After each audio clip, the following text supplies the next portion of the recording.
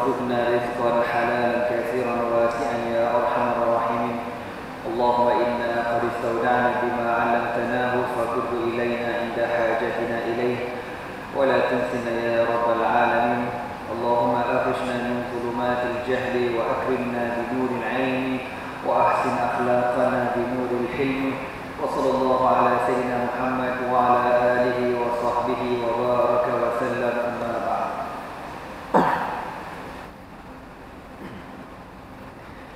Alhamdulillah, bersyukur kita kepada Allah Subhanahu wa taala kerana dengan taufik dan hidayahnya dapat sama-sama kita beriktikaf di dalam masjid ini. InsyaAllah sementara menunggunya masuk waktu salat Jumaat, kita dengarlah beberapa tazkirah insyaAllah. Tahun ini saya nak cerita dengan tuan-tuan kisah seorang sahabat Nabi bernama Umair bin Sa'ad radhiyallahu ta'ala anhu. Umair bin Sa'ad radhiyallahu ta'ala anhu كان أهل حمص شديد التذمر من ولاتهم كثير الشكوى منهم فما جاءهم من وال إلا وجدوا فيه عيوبا وأحصوا له ذنوبا ورفعوا أمره إلى خليفة المسلمين وتمنوا عليه أن يبدلهم من هو خير منه. Di zaman pemerintahan Sayyidina Umar bin Al-Khattab radhiyallahu ta'ala anhu, di sebuah wilayah yang terletak di Syria bernama Homs ataupun Al-Hims. Kalau di Syria, kawasan ini tuan-tuan dulu terletaknya Masjid Khalid bin Al-Walid, dan masjid sekarang dah habis hancur kena bom, dan kubur Sayyidina Khalid bin Al-Walid pun dah kena bom juga dengan puak-puak Syiah tuan-tuannya, Hizbullah dan rakan-rakan sewaktu dengannya. Jadi di zaman pemerintahan Umar, masa tu Syria ni dia dah duduk di bawah pemerintahan Islam. Di wilayah Homs, penduduk wilayah Homs ni tuan-tuan merupakan penduduk yang amat kritikal, suka kritik. Tak ada seorang YB yang dihantar untuk berkhidmat dekat situ, kecuali YB ni ada je yang tak kena ni. Ada je orang hantar rekod dekat Umar, wahai Umar, YB kau hantar ni hampir, contoh lagi tu. Ya, kau cari orang lain lagi bagus. Ada orang hantar rekod. Dan diorang harap Umar menghantar YB yang lain yang lebih bagus. Fa'azam al-Faruq ridwanullahi alaihi ayyab'atha ilaihim biwadin la yajidu fihi maw'anan. Maka Sayyidina Umar pun fikir-fikir, aku nak cari YB yang bagus untuk dihantar berkhidmat di Hims. Tuan-tuan semua, Sayyidina Umar ni kalau kita baca sejarah pemerintahan dia seorang yang amat strict, tak bagi can, tak kira kawan tak kawan, memang dia tak bagi muka. Itu Sayyidina Umar Al-Khattab, sahabat yang hebat-hebat. Susah kita nak cari orang macam Umar ni, ya. Dan saya rasa kalau dia hidup lagi pada zaman sekarang, Perdana Menteri kita dah lama kena pelingkup dengan dia tuan-tuan. Serius saya cakap, memang kena lama dah, ya. Mujuk Umar dah tak ada pada hari ini. Tuan-tuan semua, fanasara kinanata rijalihi.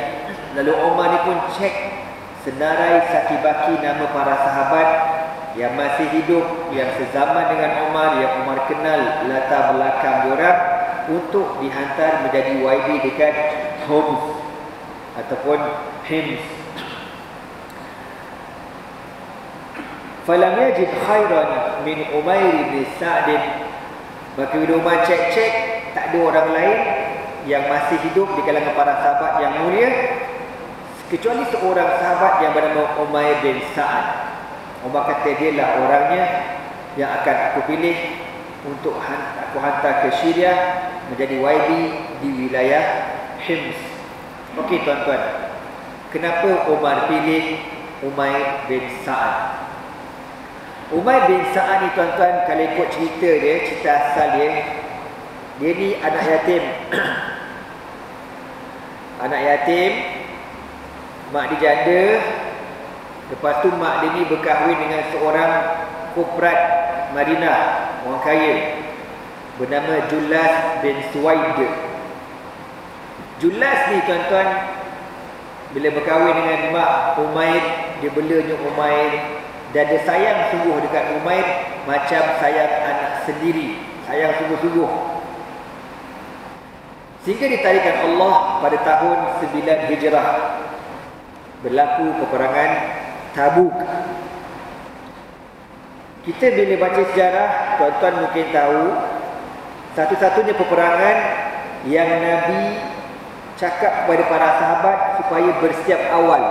Setahun sebelum pergi perang, Nabi cakap, semua sahabat-sahabat semua siap sedia, tahun depan kita akan berperang pada tahun 9 Hijrah insya-Allah di sebuah lokasi bernama Tabuk. Nabi sebut nama tempat tu. Sebab apa tuan-tuan? Sebab perjalanan jauh. Tak macam peperangan dekat tempat lain. Biasa Nabi tak sebut nama lokasi supaya apa? Supaya musuh tak tahu. Kalau musuh tahu nanti susah kita punya strategi perancangan, dia orang tahu. Kecuali Tabuk. Tabuk Nabi cakap setahun lebih awal. Kenapa? Sebab yang pertama perjalanan jauh. Yang kedua peperangan berlaku pada musim panas. Yang ketiga, tentera yang akan mereka lawan bukan tentera Arab tetapi tentera Rom yang dikatakan bilangan tentera mencecah 250,000 orang. Kekuatan yang luar biasa. Maka Nabi cakap awal-awal suruh sahabat prepare untuk bersiap sedia berperang di Tabuk.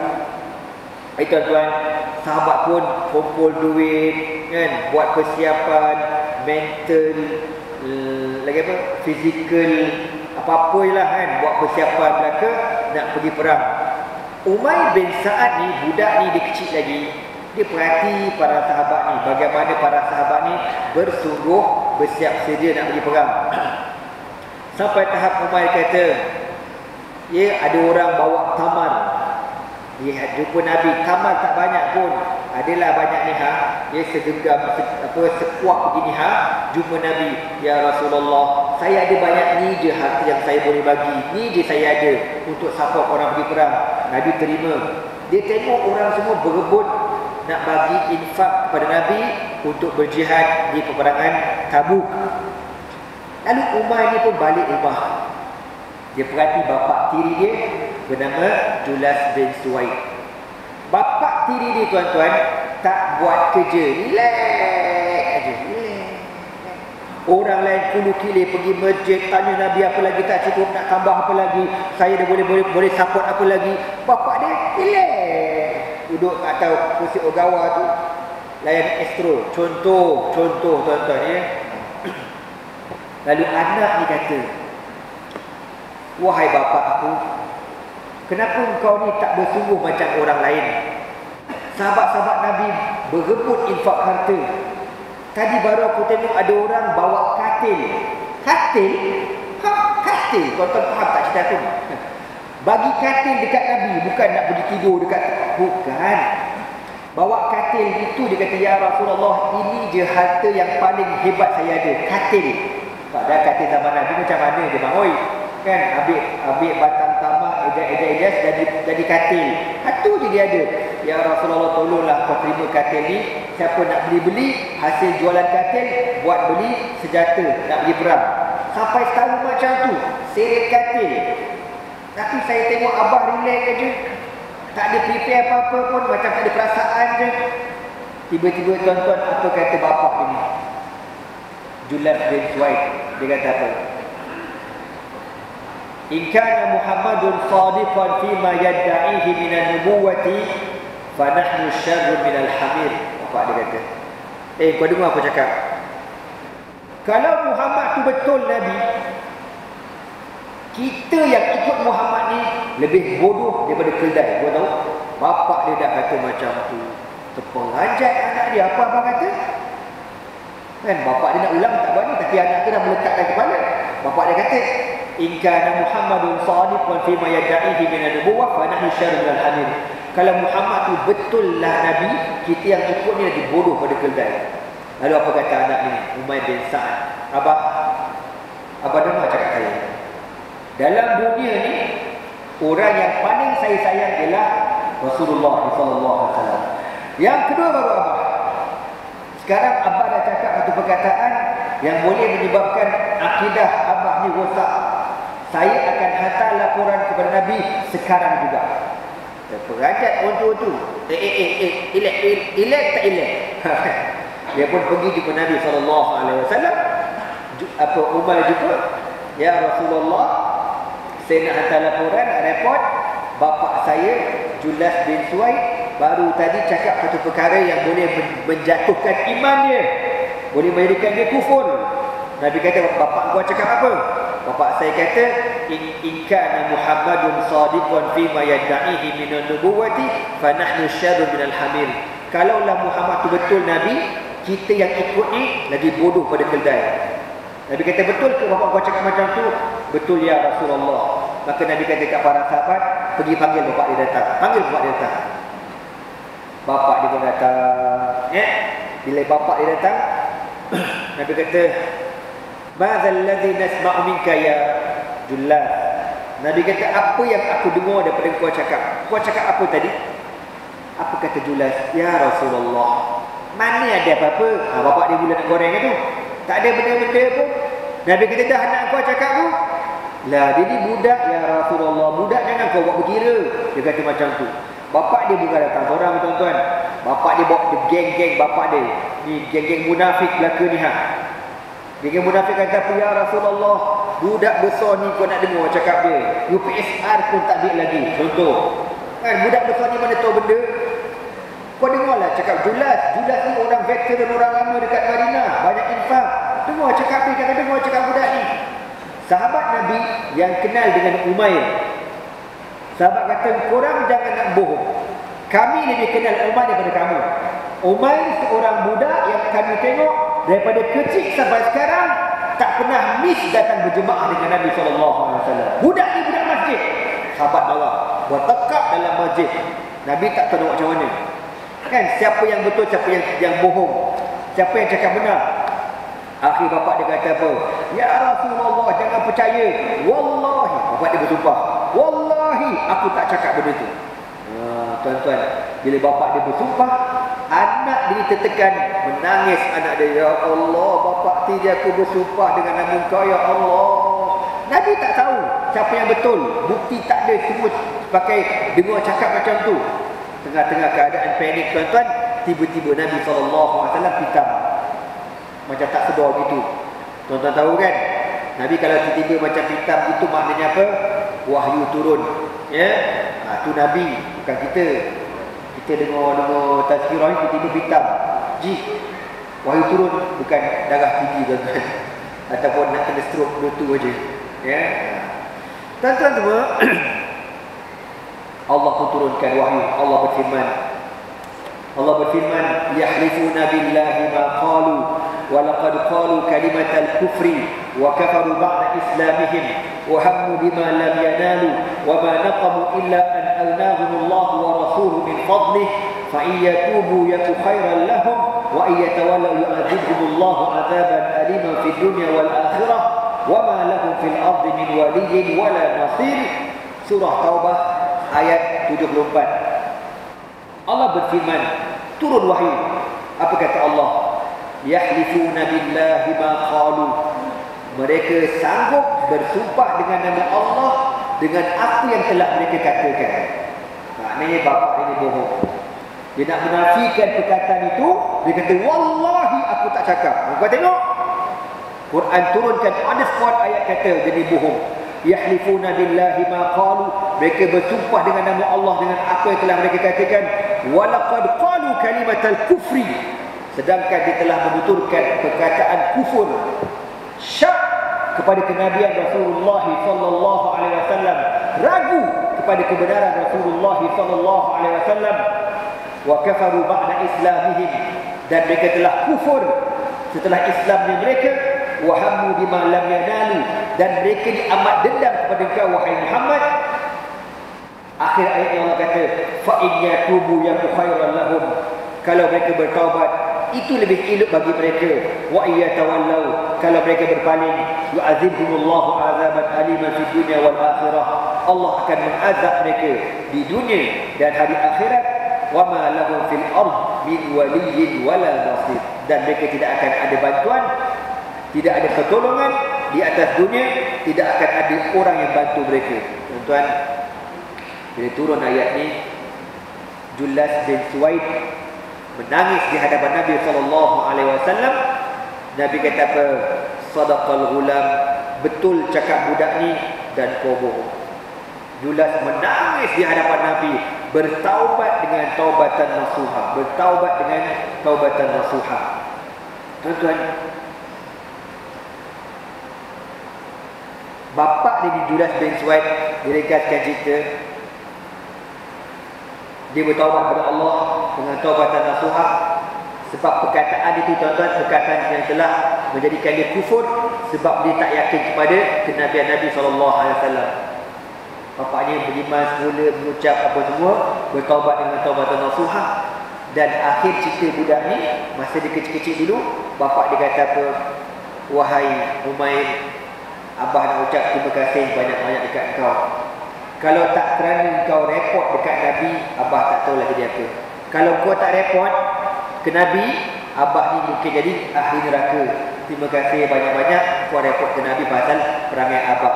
Ni nak khabar, tuan-tuan, Umair bin Sa'ad, masa dia kecil, Allah dah turunkan ayat Al-Quran menyokong perbuatan dia, bukan sebarangan orang. Maka dia inilah yang Umar pilih untuk menjadi YB di Homs di Syria. Ketika Umar hantar surat kepada Umair bin Sa'ad untuk jadi YB, dia dekat mana, tuan-tuan? Umair berada di Syria, di kawasan-kawasan yang lain, sedang berjuang berjihad fi sabilillah. Ala raghmi min dhalika faqad da'ahu amirul mu'minin wa ahila ilayhi bi wilayati Hims wa amarahu bi tawajjuh ilayha fa'adhana li amrin ala kurhi minhu li'annahu kana la yu'athiru shay'an ala jihad fi sabilillah. Dia pun dapat surat tu, surat pelantikan jadi YB di badan Homs. Dia dapat surat tu, tuan-tuan, dia frust. Sebab apa? Sebab dilantik jadi YB. Frust. Tuan-tuan faham tak kita aku ni? Oh, sepatut seronok lah. YB, masyur. 16 harakat mad arid disukun mutasil. Cukup canggih tu, tuan-tuan. Masyur. Tapi sahabat ni tak nak. Sebab apa? Bagi dia, berjihad lebih besar pahala. Lebih besar pahala berjuang berjihad daripada jadi YB. Bukan saya kata jadi YB tak ada pahala. Jadi YB ada pahala juga, dengan syarat engkau seorang YB yang amanah. Tapi dah arahan daripada kerajaan pusat di Madinah, arahan daripada Amirul Mukminin, sam'an wa ta'ah. Lalu tuan-tuan, Umair bin Sa'ad pun pergi menuju ke Homs, jadi YB kat sana. Sampai kat sana, dia masuk dalam masjid dan dia pun kumpulkan orang ramai. Dia pun berucap, zaman dulu, tuan-tuan, pelantikan jawatan politik diumumkan dalam masjid. Reti ke tidak punya kami? Jangan buat tak reti pula. Tak boleh campur politik dalam masjid. Itu yang cakap macam tu tadaskul punya orang, tuan-tuan. Dia tak belajar sejarah Islam. Semua pengumuman jawatan politik buat dalam masjid. Abu Bakar macam tu, Omar macam tu, Osman macam tu, Ali, semua buat pengumuman dalam masjid belaka. Jadi tuan-tuan, Umair ni, dia pergi ke Syria, dia pergi masjid besar, dia kumpul orang ramai, dia pun berucap. Apa kata dia? Ayuhan nas, innal Islam hisnun mani'un wa babun wasiqun wa hisnul Islam al-adlu wa babuhu al-haq. Wahai manusia, sesungguhnya Islam ini diibaratkan seperti satu kubu yang kuat, wa babun wasiq, dan pintu yang kukuh, wa hisnul Islam, maka kubu bagi Islam ini ialah al-adlu, keadilan, wa babuhu, dan pintunya adalah kebenaran. Fa idza dukkal hisnu wa khutimal babu, apabila dirobohkan dua perkara ini, kubu dan pintunya, mana keadilan dah tak ada, kebenaran dah tak ada, ustubiha fi mahadzad din, Nescaya agama ini akan ditinggalkan oleh orang tak berat pasal agama Islam ni. Walaysa syiddatu sultani darban bi khawti wala qatlan bi sayfi walakin qada'an bil haqq bil adli wa akhdhan bil haqq. Dan bukanlah kehebatan mana-mana pemerintah dengan dia mendera rakyatnya atau dia membunuh rakyatnya, tetapi dengan dia memerintah dengan keadilan dan menghidupkan kebenaran. Dia mengucap ringkas ucapannya dan dia pun turun daripada mimbar terus berkhidmat menjadi YB di bandar Homs. Okey tuan-tuan. قضى عمر بن سعد حولا كاملا في حمص لم يكتب خلاله لأمير المؤمنين كتابا ولم يبعث إلى بيت المسلمين من الفيء درهما. Tuan-tuan semua, dalam keadaan sedar tak sedar, dah pukul berapa Jumaat? Belum. 1:20. Oh, ni jadual bila ni? Betul-betul 1:20 Tuan-tuan, pejam-celik Umar bin Sa'ad dah memerintah Homs selama setahun. Tapi tuan-tuan, masalah problemnya, Umar Al-Khattab tak ada berita, tak dapat berita langsung daripada wilayah Homs. Wilayah yang lain hantar berita. Daripada Kufah hantar berita, daripada Basrah hantar laporan. Umar akan cek. Umar punya audit bukan kita setahun sekali. Umar audit setahun 3 kali tuan-tuan. Lebih kurang macam itulah. Ketat sangat. Hantar laporan, dia akan cek. Daripada Damsyik hantar, daripada Halab hantar Melaka. Semua wilayah-wilayah Islam hantar Melaka dekat kerajaan pusat di Madinah. Berapa cukai kau dapat, berapa zakat kau dapat, berapa al-faid, harta rampasan perang, tanpa berperang kau dapat, berapa ghanimah, dapat Melaka laporan. Kecuali Homs tak ada laporan. Senyap sunyi. Umar pun confused. Dia macam try call, nombor yang ada dari tak ada dalam perkhidmatan. Cuba lain kali. Hantar WhatsApp, right tanda satu je. Tak ada dalam memang tak sampai. Contoh cerita lah ya. Kalau Umar tak siap hati, apa cerita ni? Aku tahu Umar ni orang bagus, tapi tak ada berita sepatah, senyap sunyi. Fa'akhadat syukuk wisawil Umar in kana syadid al-khasyah ala wulati min fitnatil imarah. Menyebabkan Umar rasa syak kepada Umar bin Sa'ad. Lalu Umar pun hantar surat. Salah satu kata apa kepada Umar bin Sa'ad, bila kau dapat surat ini, kau tinggalkan Homs, datang ke Madinah dan kau bawa seluruh hasil kekayaan di wilayah Homs ke bandar Madinah.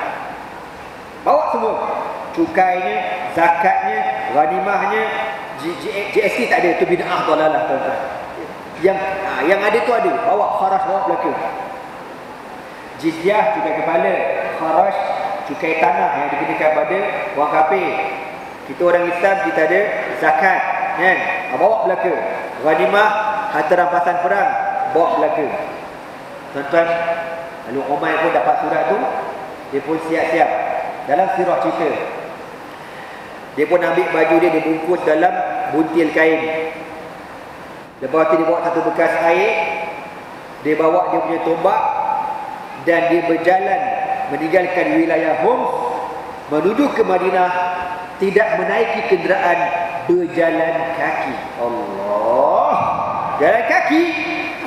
Tuan-tuan ingat bandar Homs dengan Madinah tu macam Kota Damansara dengan Paijara saja. Homs atas jauh, Madinah dekat sini bawah ni Kalau jarak daripada Madinah ke Jordan ikut jalan hari ni, jalan highway 1500 km. Jordan dekat sikit, Homs atas lagi. Wallahu a'lam, mungkin perjalanan tu tuan-tuan lebih 2000 km ikut hari ni punya highway. Zaman dulu mana ada highway? Zaman dulu pakai padang pasir macam tu. Lalu tuan-tuan, Umar bin Sa'ad meredah padang pasir seorang-seorang, tidak ada teman kecuali Allah Subhanahu wa ta'ala. Berbulan-bulan perjalanan dengan panas, dengan ribut pasir.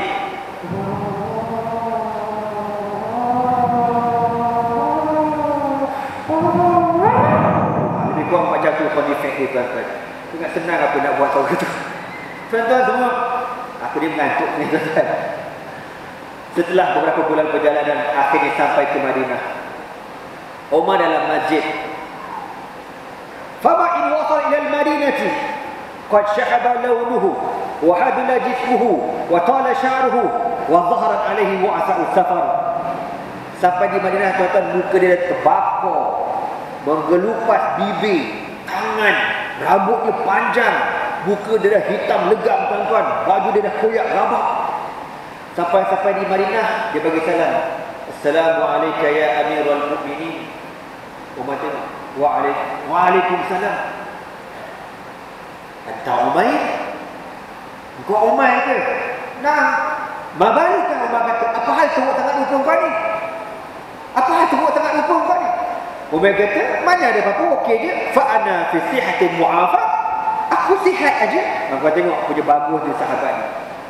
Dia tak kata kau punya pasal lah suruh datang. Dia tak kata macam tu. Relax je.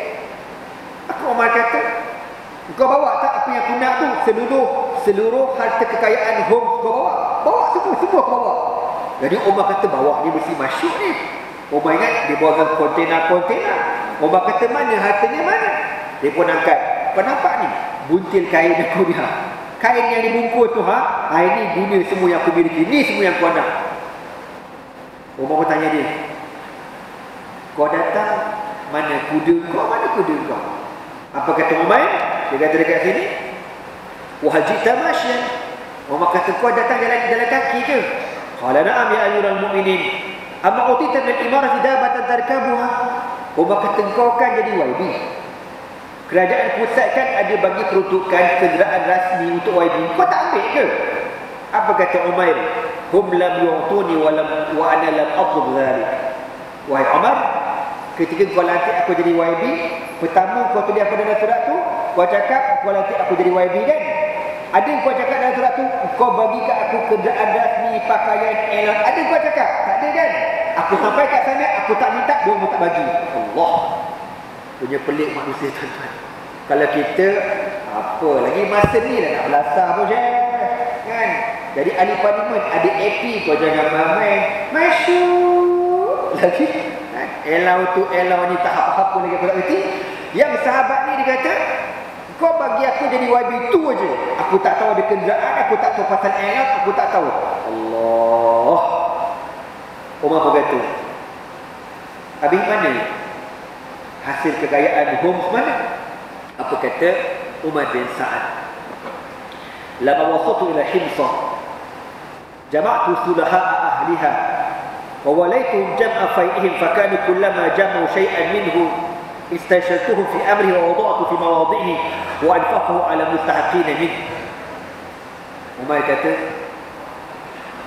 masa aku jadi YB, benda pertama aku buat, aku himpunkan seluruh ulama-ulama di badan Homs dan orang-orang yang soleh.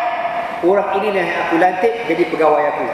Setiap hasil cukai, kharaj, jizyah, zakat yang aku dapat, aku bincang dengan orang. Orang kata, wahai Umair, orang Homs amat memerlukan.